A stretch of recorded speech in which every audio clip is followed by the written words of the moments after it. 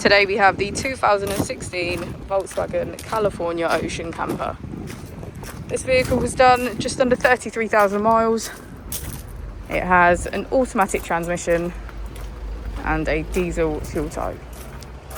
As we step inside, we can get a good view of our kitchen area, which is complete with our sink, cooker and fridge.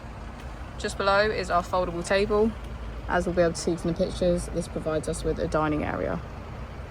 Behind me is our first of 2 double beds. As we'll be able to see from the pictures, this doubles up as 2 belted seats, making this camper 4 belts, 4 berth. To the left of our steering wheel, we have cruise control as a feature, and on the right we have voice control. On our screen we can access radio, media, smartphone integration and voice control. We also have navigation, traffic reports and menu.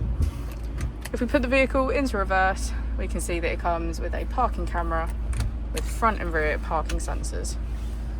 Just below is our dual zone climate control with heated seats on either side. Finally, if we pan our camera around, we can get a good view of our pop top.